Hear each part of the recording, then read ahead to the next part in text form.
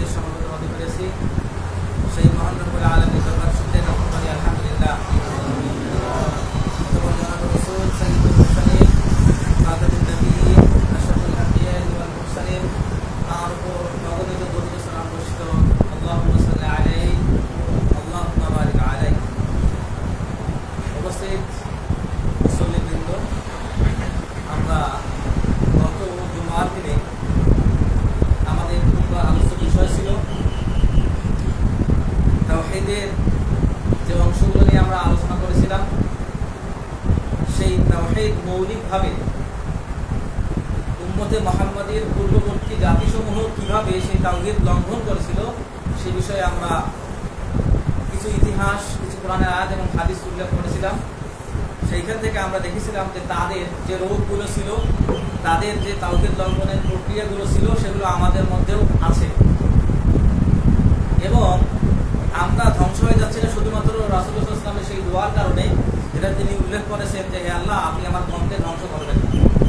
এজন্যই আমরা বেঁচে আছি, নয়তো পূর্ববর্তী জাতিসমূহের যে রোগগুলো আছে সেগুলোতে আমরা সেই ভাইরাসগুলো আমাদের সংক্রমিত করেছে, যেগুলো তাদের ধ্বংসের কারণ ছিল। সেই ব্যাধিগুলো আমাদের সংক্রমণ করেছে, ব্যাধিগ্রস্ত করেছে এবং তাদের ধ্বংসের যে অন্যতম কারণগুলো ছিল, তাদের ফিতরাত বিরোধী যে কার্যক্রমগুলো ছিল আমাদের সময়েও সেগুলো অনলাইনে কিংবা অফলাইনে, মিডিয়ায় কিংবা সমাজ ব্যবস্থায় সেই সংক্রমণগুলো দুরারোগ্য ব্যাধির মতো ছড়িয়ে পড়তেছে। এগুলো থেকে আমাদেরকে আল্লাহ সুবহানাহু ওয়া তাআলা যেন হেফাজত করেন, সেই জন্য আল্লাহর কাছে আমাদের দোয়া করতে হবে। আল্লাহ সুবহানাহু ওয়া তাআলা আমাদের এই সংক্রমণগুলো থেকে হেফাজত করেন। এরপরের বিষয় হচ্ছে যে আমরা আজকে যে আলোচনাটা করব, সেই আলোচনার মৌলিক উপপাদ্য বিষয়টা হচ্ছে গত জুমার শিরকের বিষয়ে আলোচনা। তবে গত জুমায় আমরা আলোচনা করেছিলাম বিগত উম্মতগুলোর ক্ষেত্রে, আর আজকের আমরা আলোচনা করব এই উম্মতে মুহাম্মাদী কোন কোন ক্ষেত্রে সেই সব শিরিক ব্যতীত, সেই সব বিদআত ব্যতীত, সেই সব কুফরি ব্যতীত উম্মতে মুহাম্মাদী আরও যেসব কুফরিতে লিপ্ত, যেসব বিদআতে এবং শিরকে লিপ্ত উম্মতে মুহাম্মাদীর যারা সদস্য, দ্বারাই আমরা সেই বিষয়ে আলোচনা করবো ইনশাআল্লাহ। তো আমরা দেখেছি যে তাওহীদ আলোচনার ক্ষেত্রে প্রধান তিনটি বিষয়: তাওহীদ আর-রুবুবিয়্যা, তাওহীদ আল-উলুহিয়্যা বা তাওহীদ আল-ইবাদা, আর একটা হচ্ছে তাওহীদ আল-আসমা ওয়াস সিফাত। এই তাওহীদ আলোচনার ক্ষেত্রে এই তিনটি বিষয় প্রধান এবং পূর্ববর্তী জাতিসমূহ ধ্বংস হয়েছে এগুলো লঙ্ঘনের কারণে। আর আমাদের সময়ে আমরা যাদেরকে তাগুত বলতেছি, কোনো ব্যক্তি, কোনো নিয়ম, কোনো সরকার, কোনো দল, কোনো সিস্টেম তখনই তাগুত হবে যখন তারা এই তিন ক্ষেত্রে তাওহীদ রুবুবিয়্যা, আল-উলুহিয়্যা এবং আসমা ওয়া সিফাত, এই তিন ক্ষেত্রে যারা সীমা লঙ্ঘন করবে তারাই হবে তাগুত। আর আমরা আজকে আলোচনা করব এই তিনটি মৌলিক ক্ষেত্রে তাগুত যখন হচ্ছে, এই তিনটি মৌলিক ক্ষেত্রেই বড় বড় শিরকগুলো হচ্ছে। আমরা সবাই জানি শিরক দুই প্রকার, একটা হচ্ছে শিরকে আকবার মানে বড় শিরক, একটা হচ্ছে শিরকে আসগর মানে ছোট শিরক, এবং এই শিরকের ভিতরে আরেকটা শিরক আছে শিরকুল খফি মানে গোপন শিরক, যেটার ভয় রাসূলুল্লাহ সাল্লাল্লাহু আলাইহি ওয়াসাল্লাম সবচেয়ে বেশি করতেন। তাহলে বড় শিরক হলে কি হয় আমরা জানি, আল্লাহ সুবহানাহু ওয়া তাআলা বলতেছেন ইন্না শিরকা লাযুলমুন আযীম। শিরক হচ্ছে আল্লাহ সুবহানাহু ওয়া তাআলার প্রতি জুলুম। চিন্তা করে দেখেন কত বড় অপরাধ, যেখানে আল্লাহ সুবহানাহু ওয়া তাআলার উপর জুলুম করা হচ্ছে। এরপরে আল্লাহ সুবহানাহু ওয়া তাআলা বলতেছেন ওয়া ইউশরিক বিল্লাহ, যে আল্লাহর ক্ষেত্রে শিরক করবে, অংশী সাব্যস্ত করবে, ফাকাদ হারামাল্লাহু আলাইহিল জান্নাহ, আল্লাহ তার জন্য জান্নাত হারাম করে দিবেন। এবং আল্লাহ সুবহানাহু ওয়া তাআলা সমস্ত গুনাহ ক্ষমা করতে পারেন, কিন্তু শিরকের গুনাহ ক্ষমা করেন না। সুতরাং এটা একটা বাউন্ডারি, এটা একটা সীমানা, এটা একটা হদ, এমন একটা সীমানা যে সীমানাটা একজন মুসলিম এবং একজন কাফেরের মধ্যে পার্থক্য নির্ণয় করছে। এই সীমানার বাইরে চলে গেলে মুসলমানদের খাতা থেকে, মুসলমানের খাতা থেকে নামটা কাটা যাবে। এটা এমন একটা সীমানা। তো আমরা এই তাওহীদগুলোর ক্ষেত্রে কিভাবে মুসলিম উম্মতে মুহাম্মাদী সীমা লঙ্ঘন করতেছে এবং বর্তমান সময়, আধুনিক সময় কিভাবে সীমা লঙ্ঘন করতেছে সেই বিষয়ে আমরা আলোচনা করবো ইনশাআল্লাহ। তাহলে প্রথমে আমরা আলোচনা করবো তাওহীদ আর রুবুবিয়্যার ক্ষেত্রে। এই আলোচনার আগে আরেকটি বিষয় জ্ঞাতব্য, সেটা হচ্ছে আমাদের মুসলিমদের ইতিহাসে দুটি শব্দ বহুল প্রচলিত, একটা হচ্ছে তাকফির আর একটা হচ্ছে ইখতিলাফ। মানে একটা হচ্ছে ইফতিরাক আর একটা হচ্ছে ইখতিলাফ। ফিকহি মাসআলার ক্ষেত্রে হয় ইখতিলাফ, যে অমুক ইমাম এই কথা বলছেন আরেক ইমাম আরেক কথা বলছেন, এটা হচ্ছে ইখতিলাফ। এই কারণে কাউকে তাকফির করা যায় না। ইফতিরাকের ক্ষেত্রে মানে আমাদের যে ফিরকা বলি না আমরা, যে উম্মতে মুহাম্মদ ৭৩ দলে ভাগ হবে, এইটা হচ্ছে ফিরকা। এই ফিরকাগুলো ভাগ হচ্ছে কিসের ক্ষেত্রে? ইখতিলাফ হচ্ছে মাসআলার ক্ষেত্রে, আর ফিরকাগুলো ভাগ হচ্ছে আকীদার ক্ষেত্রে। আকীদার ক্ষেত্রে তাকফিরের মাসআলা আসবে, আর ইখতিলাফের ক্ষেত্রে মতানৈক্যের ক্ষেত্রে মানে মাসআলার মতানৈক্যের ক্ষেত্রে ইখতিলাফ। তাহলে ইখতিলাফ, এই যে ইখতিলাফ এবং ইখতিলাফ এর ভিতরে আমাদের পার্থক্য করতে হবে, সীমা লঙ্ঘনে যাওয়া যাবে না। এবং যে বিষয়ে উম্মতে মুহাম্মাদের বিশ্বাসটা সবচেয়ে বেশি ক্ষতিগ্রস্ত হয়েছে সেটা হচ্ছে আল্লাহর নাম সমূহ ব্যাখ্যার ক্ষেত্রে। আল্লাহর নাম সমূহ ব্যাখ্যার ক্ষেত্রে একদল মুতাজিলা হয়ে গেছে, একদল দাহরিয়া হয়ে গেছে, একদল শিয়া হয়ে গেছে, একদল রাফিজি হয়ে গেছে, একদল আশারি হয়ে গেছে, একদল মাতুরিদি হয়ে গেছে। এবং উম্মতে মুহাম্মাদের অধিকাংশ মানুষ এই বাতিল ফিরকাগুলোর ভিতরে তাদের বিশ্বাসটা দৃঢ়মূল করে নিয়েছে। এই জন্যই আমাদের এই বিষয়ে অত্যন্ত সতর্কতা জরুরি। তো আমরা তাওহীদুর রুবুবিয়্যাতের ক্ষেত্রে যাব। এখানে শিরক কিভাবে হচ্ছে? তাওহীদুর রুবুবিয়্যাতের ক্ষেত্রে দুই ভাবে শিরক হয়, সত্তা এবং কর্মে। আল্লাহ সুবহানাহু ওয়া তাআলা সত্তার ক্ষেত্রে শিরকিয়া এবং কর্মের ক্ষেত্রে। এইখানে শিরকটা হয় দুই ভাবে, একটা হচ্ছে অস্বীকার করার কারণে।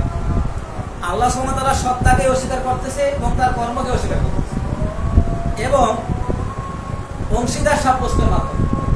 তাহলে আল্লাহ সুবহানাহু ওয়া তাআলা যে রব, এটা অস্বীকার করে কারা? আল্লাহ সুবহানাহু ওয়া তাআলা রব। রব মানে কি?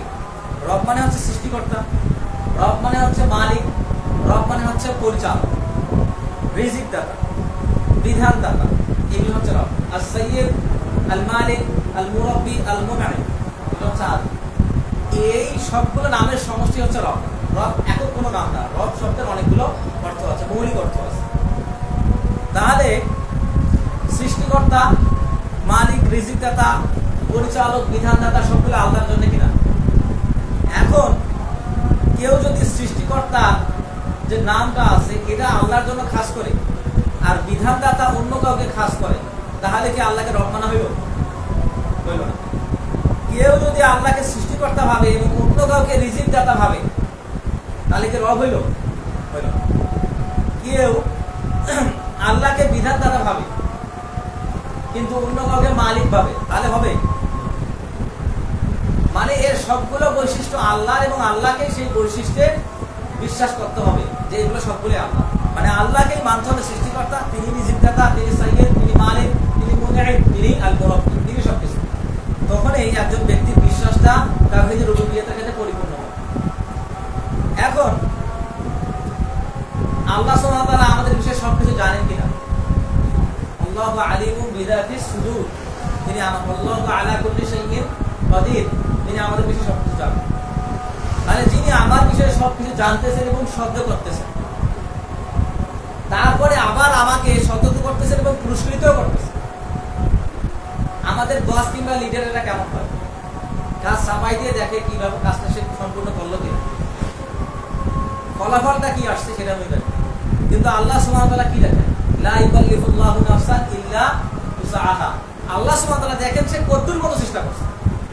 কোন নবীর তো উম্মত একজনও নাই, কোন নবীর উম্মত একজন, কিন্তু আল্লাহ সুবহানাহু ওয়া তাআলা তাদেরকে কিভাবে প্রতিফল দিবেন? দেখবেন যে তারা কতটুকু চেষ্টা করছে, এবং চেষ্টার বাইরে আল্লাহ সুবহানাহু ওয়া তাআলা কিছু দেন।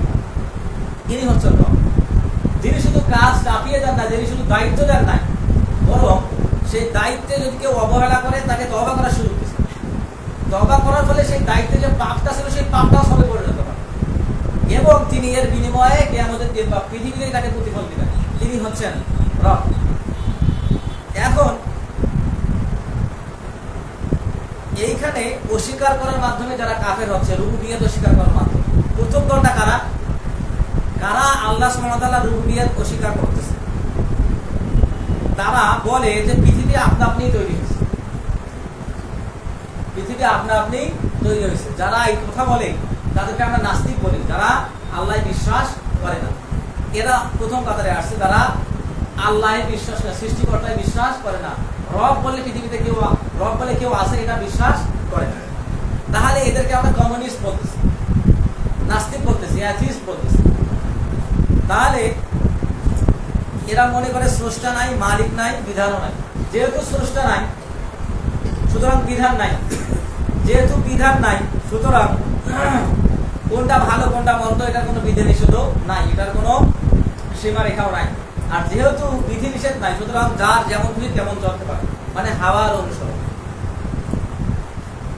এই বিষয়ে আল্লাহ সুবহানাহু ওয়া তাআলা বলেছেন, ওয়াম্মা মান খাফা মাকামা রাব্বিহি ওয়া নাহান নাফসা আনিল হাওয়া, যে ব্যক্তি যারা নফসের যে হাওয়া, নফসের যে ইচ্ছা, এই শাহওয়াতের অনুসরণ করবে না, বরং আল্লাহর সামনে দাঁড়ানোর ভয় করবে, তাদের জন্য জান্নাত রয়েছে।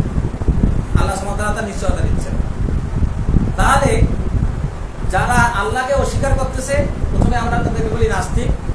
এই সিরিয়ালে আরো আছে কমিউনিস্ট, এই সিরিয়ালে আরো আছে সেকুলার। তারা কোনো বিধানকে মানে, কোনো বিধানকে মানে না। সেকুলার সংবিধান যেটাকে বলে যে এটা মানা যাবে ওইটা মানে, আর বলে যে এটা মানা যাবে না, এটা আমাদের মূলনীতির বিরোধী, তখন সেটা বাদ দেয় তারা। মানে কিছু অংশ নেয় ইসলামের, কিছু অংশ বাদ দেয়। আল্লাহ সুবহানাহু ওয়া তাআলা তাদের বিষয়ে কি বলছেন? যারা কিছু অংশ নেয় কিছু অংশ বাদ দেয়, তারা কি মুসলিম নাকি কাফের? এরপরে বলা হয়েছে জাতীয়তাবাদী, চরম জাতীয়তাবাদী। তারা চরম জাতীয়তাবাদের ক্ষেত্রে কি হয়? মধ্যপ্রাচ্যের কথাই ধরেন, যারা শিয়াদেরকে মুসলিম মনে করে সেই সব সুন্নিরা, তারা এর কি জবাব দেবে? সবাই একই অঞ্চলের লোক, সবাই মরুভূমির লোক, সবার ধর্মের নাম ইসলাম, কিন্তু শিয়ারা সুন্নিদেরকে মারতেছে। এই গতদিনে শিয়াদের ইরান থেকে প্রায় 5টা মুসলিম দেশে বোমব্লাস্ট করা হয়েছে। এই যে ওরা মুসলিমদেরকে মারতেছে, এটা হচ্ছে চরম জাতীয়তাবাদ। শিয়ারা সেই সময় থেকে ইসলামের বিরোধী ছিল, বর্তমানে বিরোধী। কেন বিরোধী আমরা বিস্তারিত আলোচনা করছি। এটা হচ্ছে তাদের পারসিক জাতীয়তাবাদ, অগ্নি প্রচারিতের জাতীয়তাবাদ। এটা হচ্ছে লুলুর জাতীয়তাবাদ, এটা আব্দুল্লাহ ইবনে সাবার জাতীয়তাবাদ। এই জাতীয়তাবাদের তারা সেই সময় থেকে আক্রান্ত। তারা নিজেদের মুসলিম নাম ধরে সে শুধুমাত্র কয়েকটা সূত্রের কারণে, কিন্তু ওগুলোতেও তারা পড়াচ্ছে। আচ্ছা, এরপরে তাদের কিছু মূলনীতি আছে। তারা বলে দেয়ার ইজ নো গড, ইংরেজিতে যেটা বলে কমিউনিস্ট ম্যানিফেস্টো বলা হয়। তারা বলে everything is happen by nature, প্রত্যেক জিনিস আপনা আপনি ভাবে তৈরি হয়েছে। তারা ধর্মকে বলে religion is the opium of the people. ধর্ম কি? ধর্ম হচ্ছে নেশা, এই নেশা দিয়ে মানুষকে ঝুলিয়ে রাখা। তারা ধর্মকে নেশা বলে। এইগুলোর কারণেই অস্বীকারের মাধ্যমে এরা কাফের হয়ে গেছে। আল্লাহ সুবহানাহু ওয়া তাআলা তাদের উদ্দেশ্যে বলতেছেন, দেখেন কি বলতেছেন আল্লাহ সুবহানাহু ওয়া তাআলা, আম খুলিকু মিন গায়রি শাইইন আম হুমুল খালিকুন, তারা কি আপনা আপনি সৃষ্টি হয়েছে নাকি নিজেরাই নিজেদের স্রষ্টা? আল্লাহ সুবহানাহু ওয়া তাআলা তাদের উপর ইঙ্গিত করে এই কথা বলতেছেন।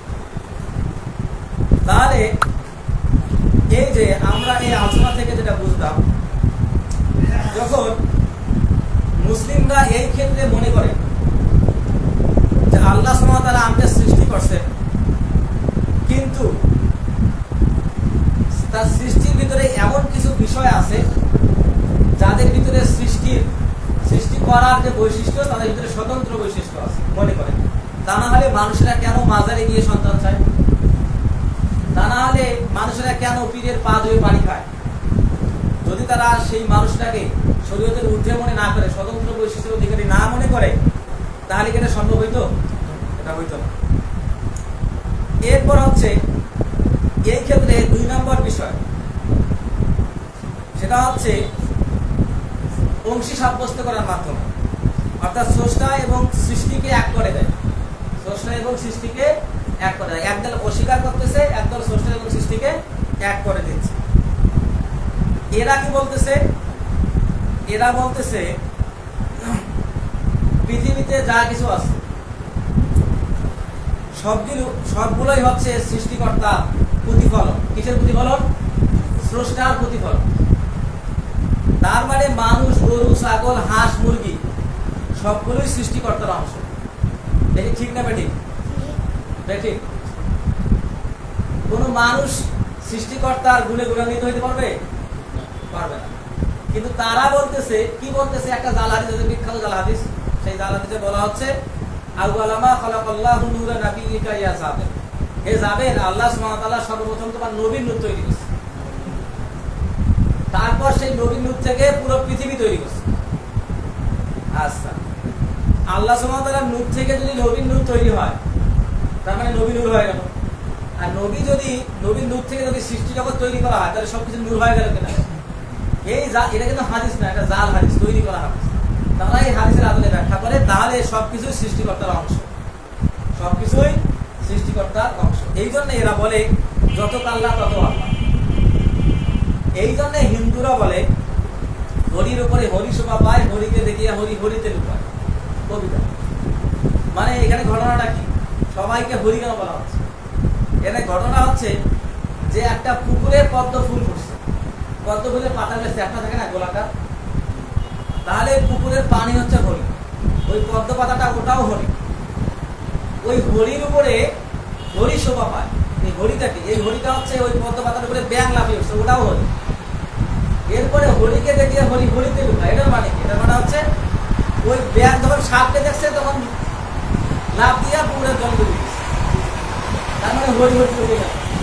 তাহলে এইটা দেখে একজন ব্রাহ্মণ বলতে লাগলো হরির উপরে হরি শোভা পায়, হরিকে দেখে হরি হরিতে লুকায়। এটা হচ্ছে সর্বেশ্বরবাদ, মানে সৃষ্টি জগতের সবকিছু সৃষ্টিকর্তার অংশ। এটা হচ্ছে স্রষ্টা এবং সৃষ্টিকে এক করে দেওয়া।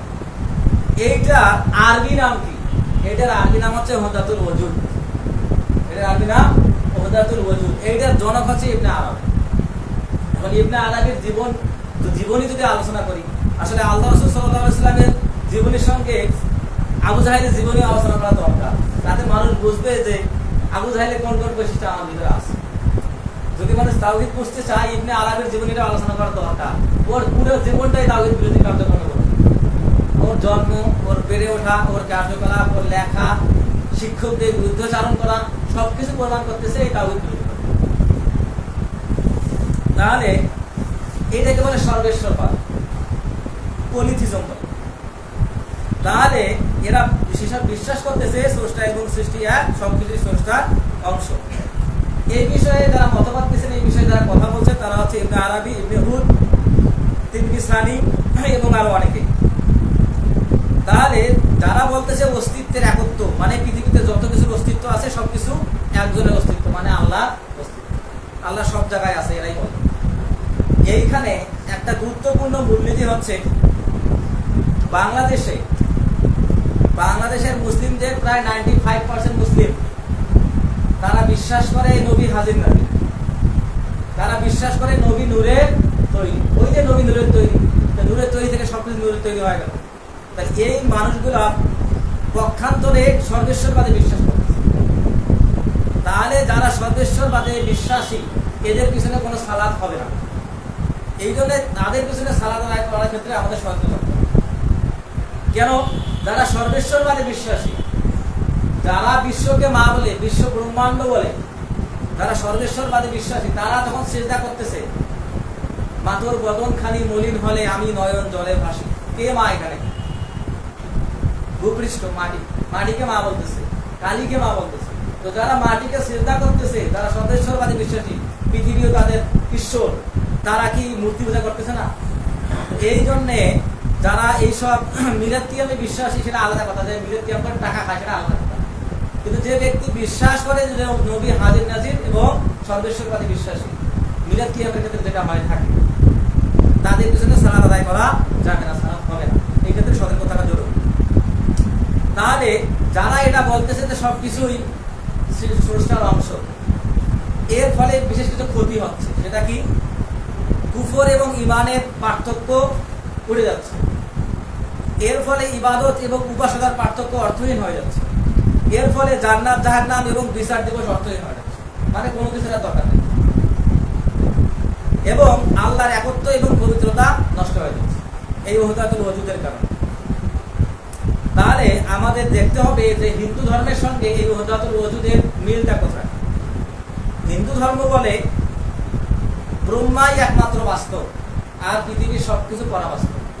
এগুলো হচ্ছে তার প্রতিফলন। ওয়াহদাতুল ওজুদও বলতেছে সমস্ত কিছু একটা বাস্তবতার প্রকাশ। পৃথিবীতে সবকিছু মায়া, ভ্রম, পৃথিবীতে কোনো কিছু বাস্তব নয়। এটা হচ্ছে হিন্দুত্ববাদের কথা। জগতের সবকিছু আপাত প্রকাশ, বাস্তব নয়, চূড়ান্ত নয়। আর হিন্দু ধর্ম বলতেছে মায়া, এই জগৎ হচ্ছে মায়া অথবা ব্রহ্মার প্রকাশ। ওয়াহদাতুল ওজুদ বলতেছে এটি মানুষের চূড়ান্ত অবস্থা। মানে মানুষের চূড়ান্ত অবস্থা কি? মানুষ যখন বুঝতে পারবে পৃথিবীর কোনো কিছুই বাস্তব নয়, বরং পৃথিবীর সবকিছু স্রষ্টার অংশ, এটাই নাকি মানুষের চূড়ান্ত অবস্থা। তাওহীদ এবং শিরক যখন একসঙ্গে মিলে যাচ্ছে, এটাই নাকি মানুষের চূড়ান্ত অবস্থা। ওয়াহদাতুল ওজুদ এটা বলতেছে। আর হিন্দু ধর্ম বলতেছে আত্মা এবং ব্রহ্মা এক। খ্রিস্টান ধর্ম বলতেছে ইনকারনেশন, কি ঈশ্বর, পবিত্র আত্মা এবং জিসাস ক্রাইস্ট, এই তিনটা মিলে একটা, মানে 1+1+1+1 হয়, 3 হয়। এটা হচ্ছে তাদের গণিত করা হয়, গণিত ভাষা। এগুলো হচ্ছে তাদের বিশ্বাস। ইসলামী আকীদায় এগুলোর অনুপ্রকাশ কিভাবে? ইবনে আরাবী তিনি ভারতে আসছিলেন কোন এক সময়, এবং তিনি ইরানে বড় হয়েছিলেন। এই ইরানের মৌলবিবাদের কারণে এগুলো ঢুকছে, এবং এগুলো আব্বাসী আমলে মুসলিমদের ভিতরে ঢুকলো গ্রিক দর্শন চর্চা করার কারণে। তারা প্লেটো এবং প্লুটোনিয়াসের যে দর্শন ছিল, তারা যে সৃষ্টিকর্তা এভাবে বিশ্বাস করতো, যুক্তির আদলে তারা সৃষ্টিকর্তাকে ব্যাখ্যা করা শুরু করে। এর কারণে মুসলিমরা পথভ্রষ্ট হওয়া শুরু করে। এরপরে আরো মজার কথা, এটা 3 নম্বর পয়েন্ট, অনুপ্রবেশবাদ। অনুপ্রবেশবাদটা কিরকম? এই ক্ষেত্রে সবচেয়ে বেশি অগ্রগামী বাংলাদেশের পীরপন্থীরা। অনুপ্রবেশবাদটা কি জিনিস? অনুপ্রবেশবাদের আরবি হচ্ছে হুলুল। এই হুলুলটা কি? হুলুলটা হচ্ছে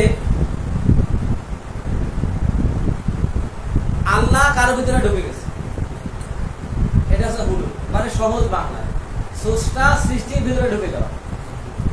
যেমন এইরকম ধারণা আছে ডেমিগড, সেমিগড, যারা দেবতার সন্তান কিন্তু মানুষ, এরা হচ্ছে সেমিগড, এরা হচ্ছে ডেমিগড। ডেমিউর্জ বলে প্লেটোর ভাষা। এইখানে কি হাল্লাজ যখন বললো, মনসুর হাল্লাজ, আনাল হক, মানে আমিই হক। হক কি আল্লাহ নাম নয়? আমিই সত্য। সে যখন এইটা কথা বললো, এটাকে বলে অহংবাদ বা অবতারবাদ। যেমন আমরা হিন্দু ধর্মের বিশ্বাস জানি যে পৃথিবীতে যখন অনিষ্ট বেড়ে যায়, তখন তাদের স্রষ্টা তার বিশেষ কিছু রূপ নিয়ে পৃথিবীতে আসেন অনিষ্টের দমন করার জন্য। অবতারবাদ মানে স্রষ্টা সৃষ্টির রূপ নিয়ে পৃথিবীতে আসছে অনিষ্ট দমন করার জন্য।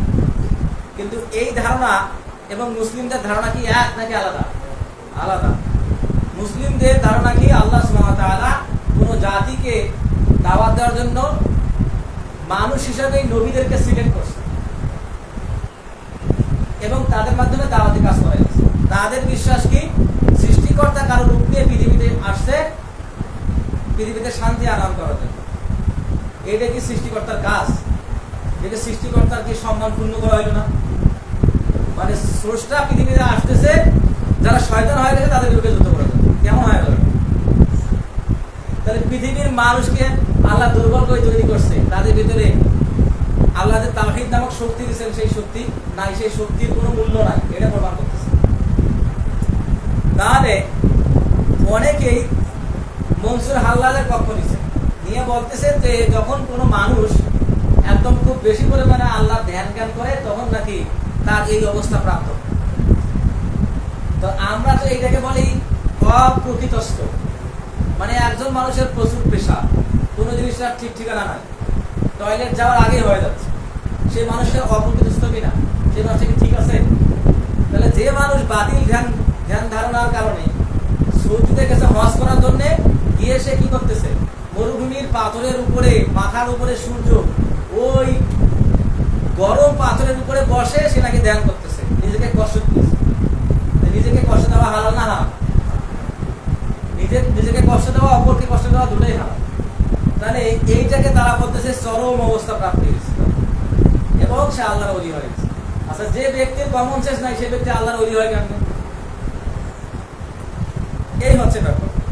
এরপর হচ্ছে এটা খ্রিস্টীয় তত্ত্বে ইনকারনেশনের হবে। যেমন খ্রিস্টানরা কি বিশ্বাস করে ঈসা আলাইহিস সালাম ঈশ্বরের আত্মা এবং মানুষের রূপ নিয়ে পৃথিবীতে আসছেন। তারপর কি হয়েছে, তাকে ক্রুসিফিকেশন করা হয়েছে, তাকে ক্রুশবিদ্ধ করা হয়েছে। এরপর তাকে যখন কবর দেওয়া হয়েছে, তিনি দ্বিতীয় বা তৃতীয় দিনে আবার আসমানে উঠে গেছে। মানে ঈশ্বরের আত্মা তো তার ভিতরে আছে। এটাকে বলে ইনকারনেশন। অনুপ্রবেশবাদের 2 নম্বর ব্যাখ্যা, এটা দেখলাম হলুদ, মানে স্রষ্টা কার ভিতরে ঢুকে গেছে। আরেকটা অনুপ্রবেশবাদ হচ্ছে ইত্তেহাদ। এটা আবার কি জিনিস?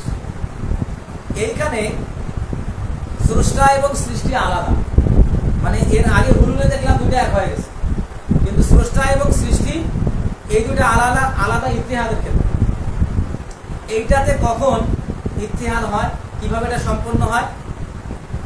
বান্দা আমল করতে করতে করতে করতে তার মর্যাদা এমন স্তরে উন্নীত হয়, সে তখন আল্লাহর ভিতরে ঢুকে যায়। এটা হচ্ছে ইত্তেহাদ। এটার নাম কি? এটার নাম হচ্ছে ইত্তেহাদ। এটা কি রকম এটা বোঝাই। হিন্দু ধর্মের একটা ধারণা আছে। হিন্দু ধর্মের ধারণা হচ্ছে, যখন কোনো মুনি ঋষি যোগী ধ্যান করতে থাকে, যত ধ্যান করবে তত তার ক্ষমতা বাড়বে। তাহলে যখন এই মুনি ঋষি যোগীর ক্ষমতা বাড়তেছে, তখন ক্ষমতা বাড়তে বাড়তে এমন একটা অবস্থা হয়, যখন ব্রহ্মা বা সৃষ্টিকর্তা মনে করে আমার জায়গাটা দখল করে নেয়, তখন সে কি করে? তখন সে আসমান থেকে সুদর্শন নারী পাঠায়, মহিলা পাঠায় তার ধ্যান ভাঙার জন্য। মনিকা, মেনকা, উর্বশী নামে মহিলা পাঠায়, তার সঙ্গে নৃত্য করে ধ্যান করার জন্য, যাতে তার এই ধ্যান অবস্থাটা ভাঙ্গি যায় এবং সৃষ্টিকর্তার রাস্তাটা নিতে না হয়। তাহলে এটা কি সেরকম মনে হচ্ছে না তাদের গল্পের মতো? এগুলো আসলে সেই জায়গা থেকেই আসছে। এরপর হচ্ছে অনুপ্রবেশবাদের 3 নম্বর কথা, যেটা আমাদের পীরপন্থীরা খুব বেশি মান্য করে, সেটা হচ্ছে ফানা এবং বাঁকা। ফানা হয়ে যাওয়া বলতে আমরা কি বুঝি?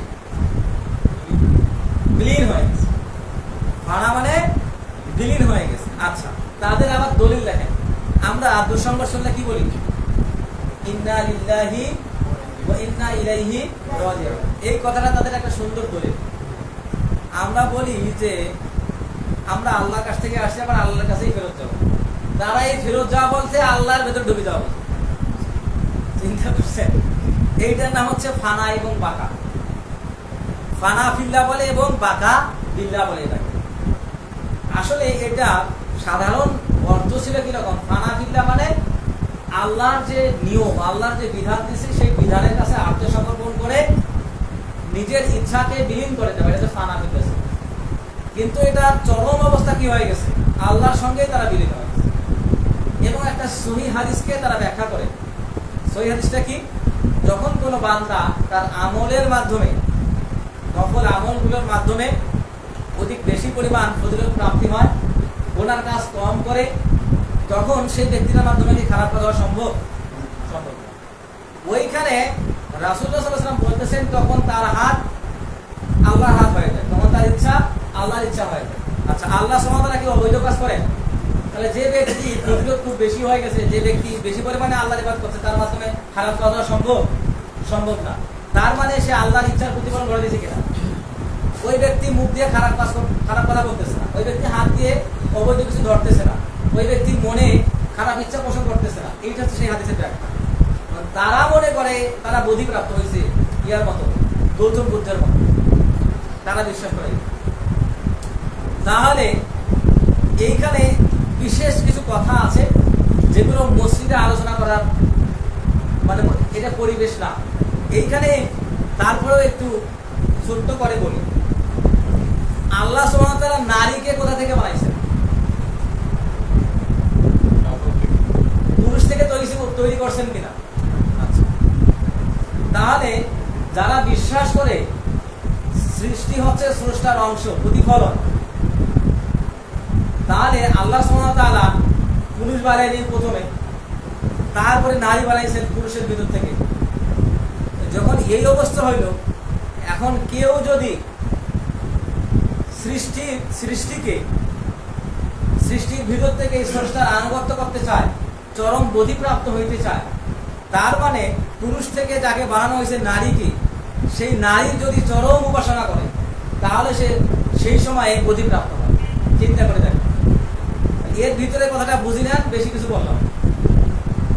তাহলে কেউ যদি নারীর উপাসনা করে, নারীকে ভজে, ওই যে লালন শয়তানের কথা, মানুষ ভজলে নাকি সোনার মানুষ হয়। কেউ যদি নারীকে ভজে তাহলে সে বোধিপ্রাপ্ত হবে। তাহলে এইটাই নাকি আল্লাহর সর্বোচ্চ ইবাদত। তখন মানুষের ধ্যান জ্ঞান পাল্টে যায়, মানুষ হালাল হারামে উঠতে উঠে যায়। এইটাকে বলা হচ্ছে, এটা সরাসরি ইবনে আরাবির কথা। তারা এগুলোকে ব্যাখ্যা করছে। তারা এটাকে কি বলছে জানেন? নারীকে আল্লাহ রূপে দেখানো। তো এইটাকে তারা উল্টা করে বলছে, কারণ সোজা কথা বললে তো সবাই ভুল ভাববে।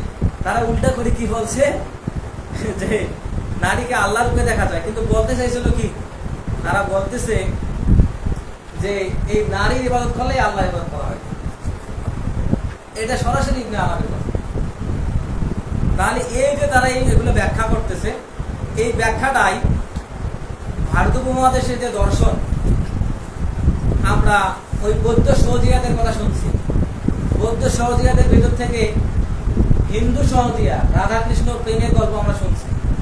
সেইখান থেকে আমাদের ভারত উপমহাদেশের কুষ্টিয়ার শয়তান লালন, বাংলাদেশের ইতিহাসের 1000 বছরের সেরা শয়তান, সে তখন এই মানববাদকে, এই অহংবাদকে ইসলামী শরিয়ার রূপ দিল। তার গানে যেগুলোতে সেই অ্যাসিটোরিক ভাবে সেই অশুদ্ধ বিশ্বাসের কথা বলছে, সেগুলোতে ইসলামী শব্দ ব্যবহার করার মাধ্যমে মুসলিমদের ফাঁকি দিচ্ছে। এভাবেই ভারত উপমহাদেশের দর্শন থেকেই বড় বড় কাব্যগ্রন্থ লেখা হয়েছে। শিরি ফরহাদ, লাইলি মজনু। এটা হচ্ছে আত্মার সাথে পরমাত্মার মিলন। আত্মা কি? মানুষের আত্মা, আর পরমাত্মা হচ্ছে নারীর আত্মা। এটাকে তারা সৃষ্টিকর্তার সঙ্গে এক হয়ে যাওয়ার কথা বলছে। আপনি যদি এগুলো পড়েন তখন মনে করবেন যে এগুলো বুঝি প্রেমের উপন্যাস, প্রেমের কবিতা। পদ্মাবতী আলাহলের, হ্যাঁ, ফকির মজনু শাহ, লাইলি মজনু, শিরি ফরহাদ, এগুলো সেই আত্মার সাথে পরমাত্মার মিলনের যে দর্শন, সেই দর্শন থেকে এগুলো লেখা হয়েছে।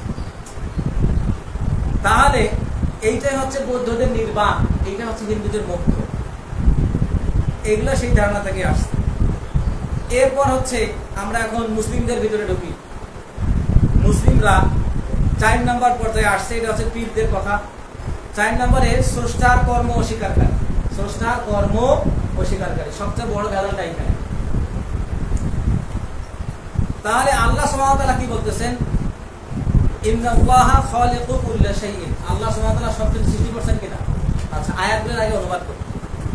আল্লাহ সুবহানাহু ওয়া তাআলা বলতেছেন, হুয়াল্লাযী খালাকাস সামাওয়াতি ওয়াল আরদ। তিনি আসমান এবং জমিন সমূহ সৃষ্টি করেছেন। আচ্ছা, ওয়া হুয়া আলা কুল্লি শাইইন কাদির। এটা অর্থ আমরা জানি। এরপর ওয়া হুয়াস সামিউল আলিম। তিনি সর্বশ্রোতা এবং সর্বজ্ঞানী। ওয়া হুয়াস সামিউল বাসীর। তিনি সর্বশ্রোতা এবং সর্বদ্রষ্টা। এরপর উজিবু দাওয়াতাদ দাঈ ইযা দাআন। যখন কোন ইবাদতকারী আল্লাহকে ডাকে, যখনই ডাকে আল্লাহ সুবহানাহু ওয়া তাআলা, তখনই সাড়া দেন। সূরা নিসার 164 নম্বর আয়াত আল্লাহ সুবহানাহু ওয়া তাআলা বলতেছেন, ওয়াকাল্লামাল্লাহু মূসা তাকলিমা। আল্লাহ সুবহানাহু ওয়া তাআলা মূসার সঙ্গে কথা বলেছেন। অন্য আয়াতে আসছে আরাফের 143 নম্বর আয়াতে, ওয়াকাল্লামাহু রাব্বাহু। রব তার সঙ্গে কথা বললেন। কার সঙ্গে? মূসা আলাইহিস সালামের সঙ্গে। যখন তারা কোথায় ছিলেন? তুয়া উপত্যকায় ছিলেন। দেখলেন যে আগুন জ্বলতেছে, গেলেন ওখানে। আল্লাহ সুবহানাহু ওয়া তাআলা বললেন, তোমার ওয়াখলুকনা আলাইকা, তোমার জুতা খুলে আসো। তারপর আল্লাহ সুবহানাহু ওয়া তাআলা তার সঙ্গে কথা বললেন। যখন তিনি সেই মাদাইন নামক জায়গা থেকে শুআয়ব আলাইহিস সালামের কাছ থেকে আবার মিশরে ফিরে আসতেছেন, ফেরাউনকে দাওয়াত দিতে, সেই সময়টা ঘটনা। তাহলে এই আয়াতগুলো কি প্রমাণ করতেছে? যে আল্লাহ সুবহানাহু ওয়া তাআলা সাড়া দিচ্ছেন মানুষের ডাকে। আল্লাহ সুবহানাহু ওয়া তাআলা মূসার সঙ্গে কথা বলছেন। আল্লাহ সুবহানাহু ওয়া তাআলা শুনতেছেন, আল্লাহ সুবহানাহু ওয়া তাআলা দেখতেছেন। আচ্ছা, এই কাজগুলো কি এখন পর্যন্ত হচ্ছে কিনা? হচ্ছে না। যদি কেউ বিশ্বাস করে এখন আল্লাহ সুবহানাহু ওয়া তাআলা দেখতেছেন না, তার মানে সে কি? আল্লাহ সুবহানাহু ওয়া তাআলার কর্ম অস্বীকার করলে এবং কাফের হয়ে যাবে। আচ্ছা, কারণ এগুলোকে ব্যাখ্যা করি। এই বিষয়গুলো আসলে কি? আব্বাসী যুগে আব্বাসী যুগ ছিল মুসলিমদের স্বর্ণযুগের মধ্যে অন্যতম একটা যুগ। আব্দুল্লাহ ইবনে আব্বাসের নাম আমরা জানি কিনা? ইবনে আব্বাস, আব্দুল্লাহ ইবনে আব্বাস রাদিয়াল্লাহু আনহু, তাদের বংশ থেকে যারা খলিফা হইলেন আর কি, তাদেরকে আব্বাসী খলিফা বলা হয়। ওই যে আমরা বিখ্যাত আলিফ লায়লার নাম শুনছি, আলিফ লায়লা, সহস্র রজনীর গল্প, আরব্য রজনীর গল্প, সেই আলিফ লায়লা লেখা হয়েছিল হারুনুর রশিদ, বাচ্চা হারুনুর রশিদ, বাচ্চা মামুনুর রশিদ, এদের সময় আলিফ লায়লা লেখা হয়েছে। তাহলে সাহিত্যের কি উচ্চাঙ্গের সেই গল্পগুলো ছিল, যেগুলো আজ পর্যন্ত মানুষের মনের যে ক্ষুধা, সাহিত্যের ক্ষুধা পূরণ করছে। সেই সময় গ্রিক দার্শনিক প্লেটো, সক্রেটিস, অ্যারিস্টটল, প্লুটিনাস, এই যে গ্রিক দার্শনিক ছিল, ডেমোক্রিটাস, হেপোক্রিটাস, এদের বইগুলো অনুবাদ করা হচ্ছে। এবং তৎকালীন সময়ে খ্রিস্টানরা এই বইগুলোকে বিপদ মনে করতো, বুঝতো না, তারা গ্রিক বুঝতো না। তো মাইমোনিডিস, মুসা বিন মাইমুন নামে একজন গ্রিক দার্শনিক ছিলেন। তিনি বাগদাদে এসে ধ্যান জ্ঞান চর্চা করছিলেন, কারণ খ্রিস্টানরা জ্ঞান চর্চা করলে বলতো যে এটা পাগলা হয়ে গেছে, এটা চার্চের বিপক্ষে কথা বলে, ইনকুইজিশন দিত, ক্রুশবিদ্ধ করতো ওটাকে। এই জন্য তারা লেখাপড়া করার জন্য বাগদাদে আসছে। বাগদাদ তখন বিশ্বের মেগা সিটি, সবচেয়ে বড় শহর, সবচেয়ে বড় জ্ঞানের নাম। তো তাদেরকে বলা হলো, তারা তো জ্ঞান বিজ্ঞান চর্চা করার জন্য বাগদাদে আসতো। তখন বাচ্চা মামুন কিংবা হারুনুর রশিদ যখন চিঠি লিখতেন, বলতেন যে তোমাদের লাইব্রেরিতে যেগুলো গ্রিক দর্শনের বই আছে পাঠাই দাও। ওরা খুশি মনে পাঠাই দিত, কিন্তু বাচ্চাগুলো কিনে নিত। এগুলো মুসা বিন মাইমুন, আরো বিশেষ কিছু দার্শনিক ছিল। মুসা বিন মাইমুন ইহুদিদের মধ্যে, যাদেরকে রাব্বি বলা হয়, সর্বকালের সেরা রাব্বি। মুসা বিন মাইমুন সর্বকালের সেরা বিজ্ঞানী ইহুদিদের ভিতরে। তো তিনি এই বাগদাদে লেখাপড়া করছেন মুসলিমদের অধীনে, কারণ ওদের লেখাপড়া নিষিদ্ধ ছিল। তো সেই যুগে তাদের বইগুলো অনুবাদ করা শুরু হলো। বাগদাদে একটা লাইব্রেরি ছিল, বাইতুল হিকমা। সেই লাইব্রেরির আদলে বই পুরো বিশ্বে এখন পর্যন্ত লাইব্রেরি তৈরি করা হবে, বাইতুল হিকমা। তাহলে এই লাইব্রেরিতে গ্রিক দর্শন অনুবাদ করা হয়তো, সেটা প্রুফ রিডিং করতে একজন, সেটা তারপর এডিট করতে একজন, পরিপূর্ণ বই রূপে বের করতো। এই যে পুরো স্টাফটা আছে, সবাইকে স্বর্ণ মুদ্রা দিয়ে পরিশোধ করা হয়তো। মানে যারা বইয়ের সঙ্গে যুক্ত, তারা সোনার মানুষ, যেহেতু বাচ্চা হারুনুর রশিদ, মামুনুর রশিদ স্বর্ণ দিয়ে তাদের পারিশ্রমিক চিন্তা করে, সবচেয়ে বেশি পারিশ্রমিক পাওয়া ব্যক্তিরা ছিল। তো এগুলো গবেষণা করতে করতে কিছু বিজ্ঞানী দার্শনিকের তৈরি হলো।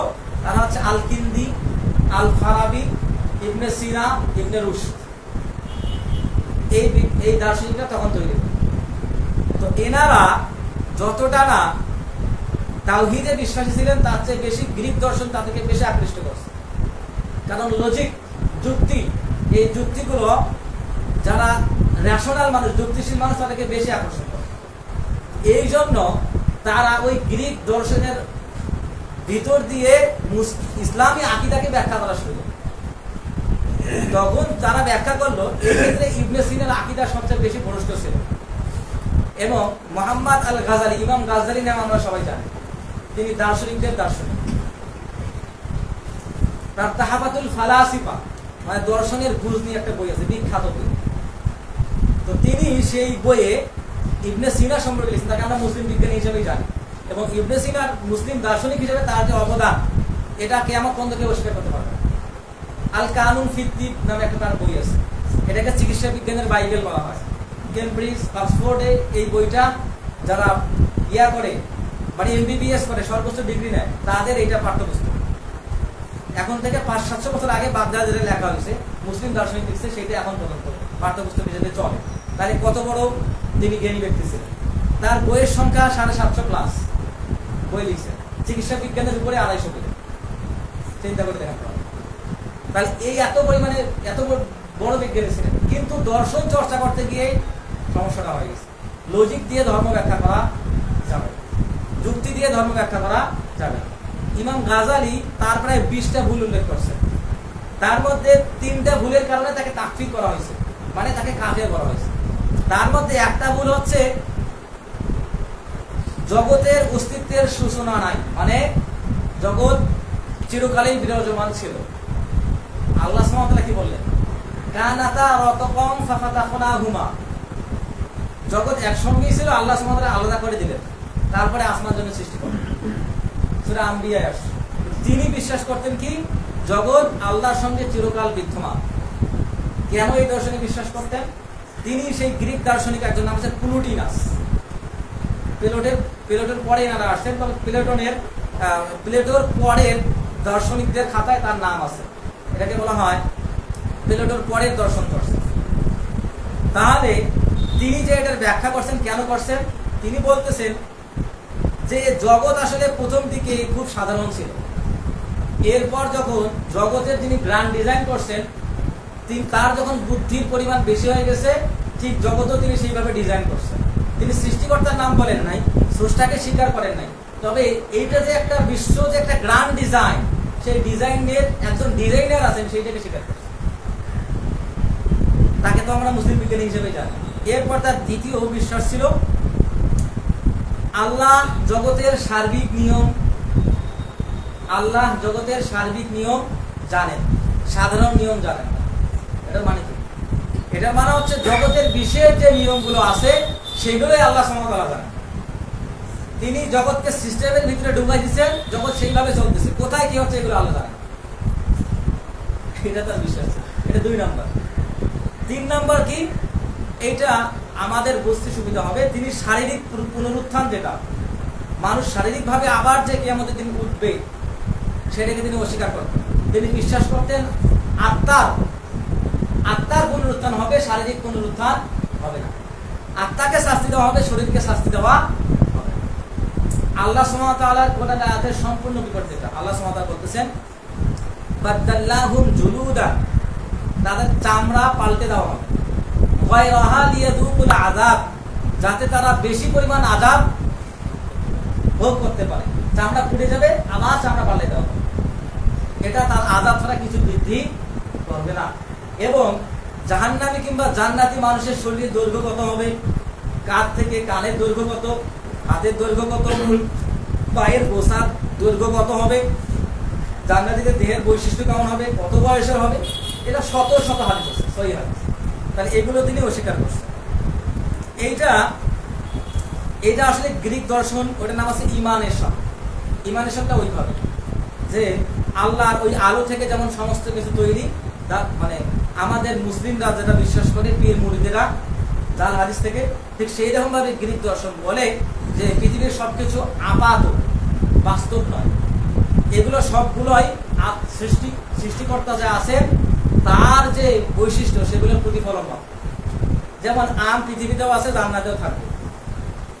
কিন্তু আমাদের কি বুঝতে হবে যে পৃথিবীর আম আর জান্নাতের আম কি এক? পৃথিবীর বড় আর জান্নাতের বড় কি এক? পৃথিবীর আগুন আর জাহান্নামের আগুন কি এক? ৭৯ গুণ বেশি, ৬৯ গুণ বেশি। এই যে আমরা জানি হাদিস থেকে, তাই এগুলোকে তারা ওইভাবে ব্যাখ্যা করছে।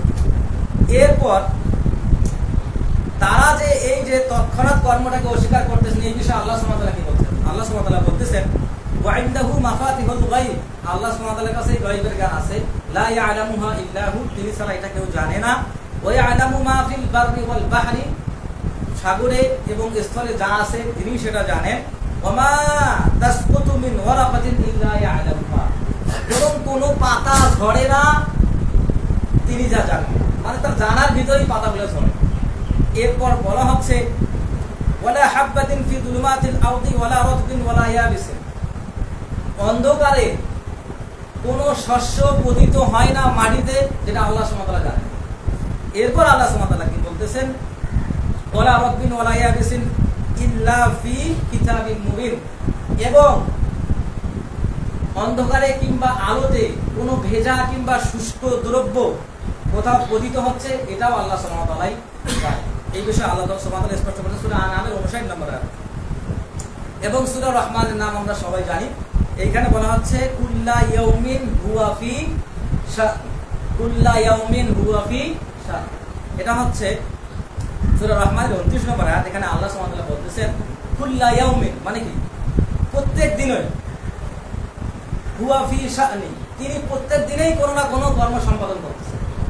তাহলে যদি ইবনে সিনা আমাদেরকে বলে যে আল্লাহ সার্বিক নিয়ম জানেন, জগতের সকল নিয়ম জানেন না, এটা কেমন হইল? আচ্ছা, এরপর আল্লাহর কর্মের বিষয়ে এটা দার্শনিকদের বিভ্রান্তি। মুসলিমদের বিভ্রান্তি কিরকম হইতে পারে? মুসলিমরা এই বিষয়ে কিভাবে বিভ্রান্ত হয়েছে? আল্লাহ সৃষ্টিকর্তা, আল্লাহ রিজিক দাতা, আল্লাহ জীবন এবং মৃত্যু দিয়েছেন, আল্লাহ হিদায়াত দেন, আল্লাহ আরশের উপর সমুন্নত হয়েছেন, আল্লাহ নজুল করেন, অবতরণ করেন, আল্লাহ কথা বলেন, ভালোবাসেন, রাগান্বিত হন এবং ইচ্ছা করেন। এগুলো কি আল্লাহর কাজ কিনা, কর্ম না এগুলো? আচ্ছা, আল্লাহ সুবহানাহু একটা উদাহরণ দিই, বিস্তারিত ব্যাখ্যা না করি। আর রহমান আলাল আরশি ইস্তাওয়া, আল্লাহ সুবহানাহু ওয়া তাআলা আরশের উপর সমুন্নত হয়েছে। এইখানে ইস্তাওয়া শব্দটা স্পষ্ট কিনা? আচ্ছা, এই ইস্তাওয়া শব্দ ব্যাখ্যা করতে গিয়ে মুসলিম যারা দার্শনিক ছিলেন তারা পথভ্রষ্ট হয়েছে। আল্লাহ সুবহানাহু ওয়া তাআলা আরশে উঠেছেন, রহমান আরশে উঠেছেন, আল্লাহ সুবহানাহু ওয়া তাআলা আরশে সমুন্নত হয়েছেন, ইস্তাওয়া শব্দের অর্থ এগুলো। এখন কোরআন কিংবা হাদিস ব্যাখ্যার ক্ষেত্রে সর্বপ্রথম মূলনীতি কোনটা? কোরআন এবং হাদিস ব্যাখ্যার ক্ষেত্রে সর্বপ্রথম মূলনীতি হচ্ছে কোরআন এবং হাদিসের বাহ্যিক অর্থ যেটা, সেইটাই মূলনীতি, সেইটাই গ্রহণ করতে হবে। তাহলে ইস্তাওয়া শব্দের অর্থ আরবরা বুঝতেন, সালাফরা ব্যাখ্যা করছেন। নতুন কেউ যদি এসে বলে যে ইস্তাওয়া শব্দের অর্থ আমরা আল্লাহর দিকে ফিরিয়ে দিলাম, আল্লাহ যেটা জানে ওইটা, তাহলে কি বাহ্যিক অর্থকে অস্বীকার করা হইল কিনা? কেউ যদি ইস্তাওয়া শব্দের অর্থ বলে, কেউ যদি ইস্তাওয়া শব্দের অর্থ বলে, আমরা বলি আল্লাহ সুবহানাহু ওয়া তাআলা আরশে সমুন্নত হয়েছেন, এর অর্থ যদি কেউ করে যে আল্লাহ সুবহানাহু ওয়া তাআলা সমস্ত ক্ষমতার অধিকারী হইলেন, এটা কি উল্টা ব্যাখ্যা করা হইল না? বিকৃত ব্যাখ্যা। কেউ আল্লাহর দিকে সেটার অর্থ ঘুরিয়ে দিচ্ছে যে আল্লাহ জানে, আমরা জানি না। কেউ বলতেছেন যে এটার অর্থ এটা আলাদা একটা অর্থ, তার অর্থ পাল্টে গেল না? তাহলে এই ক্ষেত্রে তারা তাফওয়ীদ করছেন, তাওয়ীল করছেন, ইসবাত করছেন এবং তা'দীল করছেন। কেউ অর্থ অস্বীকার করছেন, কেউ পাল্টে দিচ্ছেন মানে ওইটার আলাদা অর্থ ব্যাখ্যা করছেন, এবং কেউ ওটার অর্থ পরিবর্তন করছেন, এবং কেউ কল্পনার আশ্রয় নিচ্ছেন। এইভাবে তারা, যেমন আল্লাহর হাত, ইয়াদুল্লাহ পবিত্র কোরআনে আছে আল্লাহর হাত, তো আল্লাহর হাতের ক্ষেত্রে তারা যখনই কল্পনা করতে গেছে, আল্লাহর হাত যখন আমরা পড়বো, তখন পবিত্র কোরআনের কোন আয়াতটা সবার আগে সামনে আসা উচিত বলেন দেখি? বিখ্যাত সবার মুখস্থ রাখতে হবে, লাইসা কামিসলিহি শাইউন, লাইসা কামিসলিহি শাইউন, মুখস্থ করে না আয়াতটা, লাইসা কামিসলিহি শাইউন, তিনি কোনো কিছুর মতো নন, তিনি সৃষ্টির কোনো কিছুর মতো নন, তিনি কোনো কিছুর মতোই নন। তাহলে আল্লাহর হাত যখন আল্লাহ বললেন, তাহলে ওইখানে কি আমাদের কল্পনা করা যাবে? এই যখন তারা আল্লাহর হাত করছেন, তারা ওই যুক্তির আলোকে কল্পনা করা শুরু করছেন যে আল্লাহর হাত কেমন হইতে পারে। এই কাইফিয়াত যখন নির্ধারণ করতে গেছে, তখন না এটা তো হইতেছে না, সৃষ্টির সঙ্গে আল্লাহ মিশে যাচ্ছেন, তখন কেউ ওটা বলছেন না, এটা ব্যাখ্যা করা যাবে না, তখন কেউ বলছেন যে এটা ব্যাখ্যা দিতে হবে, কল্পনা আসলে, তখন কেউ বলছে যে আল্লাহর দিকে ন্যস্ত করলাম। কিন্তু আল্লাহ সুবহানাহু ওয়া তাআলা নিজের জন্য যেগুলো সাব্যস্ত করছেন, সেগুলো আল্লাহর জন্য আমাদেরকে সাব্যস্ত করতে হবে। এটা হচ্ছে আহলে সুন্নাহ ওয়াল জামাতের নীতি। কাইফিয়াত নির্ধারণ করতে গেলেই মানুষ পথভ্রষ্ট হয়ে যাবে। আচ্ছা, আল্লাহ সুবহানাহু ওয়া তাআলা অবতরণ করেন, আমরা জানি না? আল্লাহ সুবহানাহু ওয়া তাআলা প্রতিদিন ফজরের নামাজের আগে কোথায় প্রথম আসমানে আসেন কিনা? আচ্ছা, তাহলে আমাদের কি মনে করতে হবে যে আল্লাহ সুবহানাহু ওয়া তাআলা যে অবতরণ করে, এটা কারো অবতরণের মতো নয়। এখন যদি মানুষ কাইফিয়ত নির্ধারণ করে বলা শুরু করে আল্লাহ সুবহানাহু ওয়া তাআলা আরশ থেকে পৃথিবীর আসমানে আসতে, মানে আরশ খালি হয়ে গেছে, এটা হবে? আল্লাহ সুবহানাহু ওয়া তাআলা আরশে সমুন্নত হয়েছেন, তার মানে কি? মানুষের খাট ভাঙলে মানুষ নিচে পড়ে যায়, তারা আল্লাহ সুবহানাহু ওয়া তাআলা আরশ ছাড়া নিচে পড়ে যাবে? তাহলে এইটা যখন মানুষ নিজে থেকে নির্ধারণ করা শুরু করবে, তখন কি কোনো সীমারেখা পাবে? তারা তো আল্লাহর সৃষ্টি, আল্লাহ নিয়ে গবেষণা করলে কি সীমারেখা পাবে? আল্লাহ রাসূল সাল্লাল্লাহু আলাইহি ওয়াসাল্লাম এই জন্যই বলছেন, যখন শয়তান তোমাকে এগুলো মনে করাই দেয়, তখন কি করতে হবে? আল্লাহর কাছে আশ্রয় নিতে হবে শয়তান থেকে।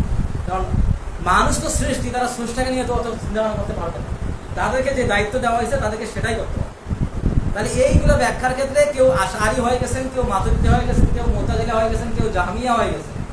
আর আহলে সুন্নাহ ওয়াল জামাত যখন এই আকীদাটা ব্যাখ্যা করা শুরু করছেন, তখন তাদেরকে মুজাসসিমা বলা হয়েছে। হ্যাঁ, এরা এগুলো কথা বলে, তারাই কাইফিয়ত নির্ধারণ করে কিন্তু চাপাই দেয় আহলে সুন্নাহ ওয়াল জামাতের উপর। তাহলে বিশেষ কিছু ব্যাখ্যার ক্ষেত্রে প্রথমে যারা আশআরী ছিলেন, তারা কিছু সিফাত, কিছু কর্ম অস্বীকার করছেন, তার পরবর্তীতে আবার চরমপন্থী আশআরী আসছে। তারপর আবুল হাসান আল আশআরী যারা অনুসারী, তাদের তার আকীদার যারা অনুসারী, এবার আবুল মনসুর আল মাতুরিদি রাহিমাহুল্লাহ, এনারা কিন্তু সবাই রাহিমাহুল্লাহ, তারা ইমাম ছিলেন, কিন্তু ব্যাখ্যার ক্ষেত্রে কোনো কোনো ক্ষেত্রে ভুল ব্যাখ্যা করছেন। কোনো কোনো বিষয়টা কুফরি পর্যায়ে চলে যায়, কোনো কোনো বিষয় সিস্টেমের ভিতরেই আসে। আবুল মনসুর আল মাতুরিদি তারাও বিশেষ ক্ষেত্রে এই ব্যাখ্যাগুলো করছেন, কিছু স্বীকার করছেন, কিছু অস্বীকার করছেন।